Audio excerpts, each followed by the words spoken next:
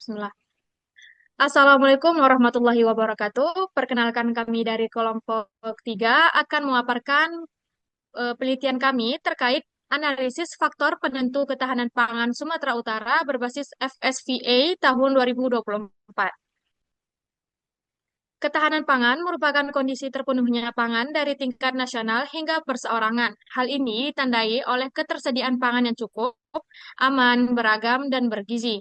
Untuk memetakan kondisi tersebut, digunakan Food Security and Vulnerability Atlas atau yang disingkat dengan FSVA yang menilai ketahanan dan kerentanan pangan melalui beberapa indikator, yaitu ketersediaan, keterjangkauan, dan pemanfaatan. Penelitian ini akan menganalisis ketahanan pangan di Provinsi Sumatera Utara dengan memanfaatkan data FSVA tahun 2024. Adapun data yang digunakan mencakup beberapa variabel yaitu komposit, NCPR yaitu pengukuran persediaan pangan di suatu daerah, kemudian persentase kemiskinan, persentase pengeluaran pangan, persentase tanpa listrik, lama sekolah perempuan, dan IKP yaitu indeks ketahanan pangan. Variabel tersebut akan mempresentasikan kondisi sosial ekonomi di Provinsi Sumatera Utara.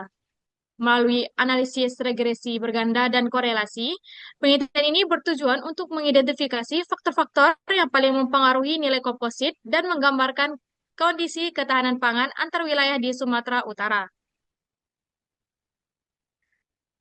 Adapun populasi penelitian yang diteliti yaitu mencakup seluruh kabupaten atau kota yang berada di Provinsi Sumatera Utara.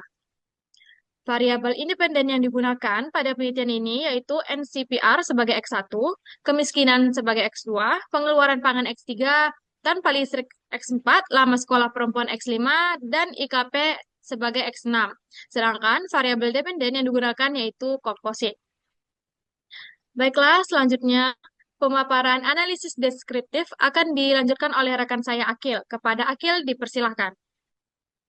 Baik, pada bagian analisis deskriptif, fokus kami adalah pada tiga variabel yang terbukti signifikan dalam model regresi, yaitu NCPR, tanpa listrik, dan IKP. Berdasarkan ringkasan data, pada poster, NCPR menunjukkan adanya variasi tingkat kerawanan produksi pangan di berbagai daerah. Tanpa listrik juga memiliki rentang data yang menggambarkan perbedaan akses infrastruktur dasar antar wilayah. Sementara itu, IKP atau indeks ketahanan pangan memiliki nilai rata-rata yang relatif tinggi, yang menunjukkan bahwa sebagian besar daerah memiliki kualitas pembangunan yang cukup baik. Analisis deskriptif ini memberikan gambaran awal mengenai kondisi sosial dan infrastruktur yang nantinya berpengaruh terhadap nilai komposit. Seterusnya saya akan menjelaskan yaitu heatmap korelasi.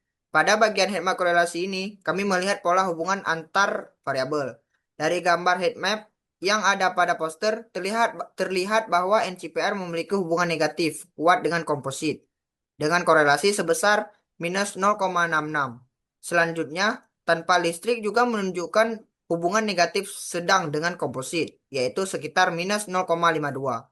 Sebaliknya, IKP memiliki korelasi positif sangat kuat terhadap komposit, yaitu 0,81, yang berarti semakin tinggi kualitas pembangunan suatu daerah, semakin baik pula nilai kompositnya. Temuan pada heatmap ini sejalan dengan hasil regresi, yaitu ketiga variabel tersebut memang menjadi faktor yang memiliki pengaruh nyata terhadap komposit. Baiklah, pemaparan terkait regresi berganda akan dilanjutkan rekan saya Viola. Kepada Yola dipersilahkan. Oke, selanjutnya pada analisis inferensia, kami menggunakan analisis regresi linear berganda. Tujuannya itu untuk mengetahui pengaruh masing-masing variabel prediktor terhadap variabel targetnya. Kemudian memprediksi nilai Y, dan juga mengetahui variabel mana yang paling dominan dan yang paling kuat mempengaruhi variabel target. Kemudian hasil yang telah kami dapat, nilai interceptnya itu untuk koefisiennya adalah 4,56. Kemudian pada variabel 1, nilai koefisiennya yaitu adalah min 391, variabel 2 min 0,42, kemudian untuk variabel 3 yaitu adalah 0,001, variabel 4-nya min 0,108, kemudian untuk nilai variabel 5-nya yaitu adalah min 0,166, dan yang terakhir variabel 6-nya yaitu 0,04. Nah, kesimpulannya itu bahwa variabel NCPR, tingkat kemiskinan, persentase penduduk tanpa listrik, dan lama sekolah perempuan memberikan pengaruh negatif terhadap nilai komposit, yang artinya peningkatan pada faktor-faktor tersebut cenderung menurunkan nilai komposit. Sementara itu, pengeluaran pangan dan indeks ketahanan pangan memberikan pengaruh positif yang berarti kenaikan pada kedua faktor tersebut dapat meningkatkan nilai kompositnya. Maka dari seluruh faktor yang telah kami uji, indeks ketahanan pangan yang memiliki pengaruh paling besar. Selanjutnya, kami melakukan uji asumsi, yaitu asumsi klasik dan juga multikoliniaritas. Pada asumsi normalitas, kami menggunakan uji Shapiro-Wilk dengan p-value yang kami dapatkan yaitu 0,5911 dengan keterangan terpenuhi. Kemudian pada asumsi homoskedastisitas, uji yang kami gunakan yaitu adalah Birch-Pagan dengan p-value 0,4013 yang maknanya juga terpenuhi. Kemudian pada asumsi autokorelasi, uji yang kami gunakan yaitu adalah Darwin-Watson dengan p-value 0,2954 yang maknanya juga terpenuhi. Yang terakhir itu adalah asumsi multikoliniaritas dengan nilai fifth-nya tidak ada yang melebihi 10. Maka model regresi ini baik karena memenuhi ketiga asumsi klasik. Selain itu juga, asumsi multikoliniaritas tidak terpenuhi, yang maknanya antara keenam variabel prediktor tersebut tidak saling berkolerasi.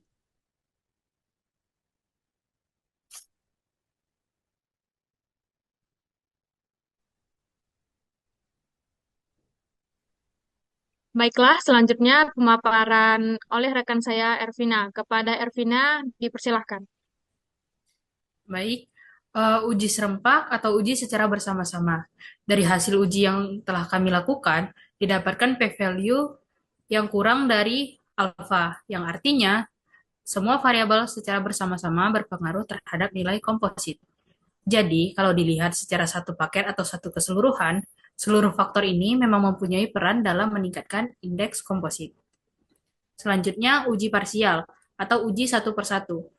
Ketika dilakukan uji dari keenam variabel tersebut, hanya 3 variabel yang benar-benar signifikan, yaitu NCPR, tanpa listrik, dan IKP. Ketiganya mempunyai p-value yang kurang dari 0,05 atau kurang dari alfa. Jadi dapat disimpulkan bahwa hanya 3 faktor ini yang memberikan pengaruh nyata terhadap indeks komposit. Kesimpulan dari penelitian ini adalah penelitian ini menunjukkan bahwa model regresi yang kami gunakan layak dan seluruh variabelnya berpengaruh secara bersama-sama terhadap nilai komposit. Namun, secara parsial atau secara satu per satu, hanya 3 variabel yang terbukti berpengaruh signifikan, yaitu NCPR, tanpa listrik, dan IKP. Hasil analisis juga memperlihatkan bahwa wilayah dengan kualitas hidup lebih baik memiliki nilai komposit yang lebih tinggi, sedangkan tingginya NCPR, kemiskinan, kurangnya akses listrik, menurunkan ketahanan pangan.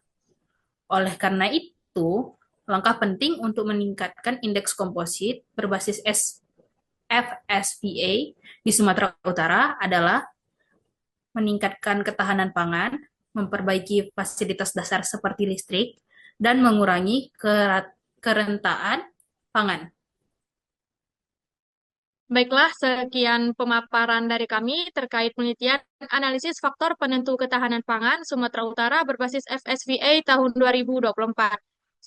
Kami memohon maaf atas segala kekurangan. Wabillahi taufiq walhidayah. Wassalamualaikum warahmatullahi wabarakatuh.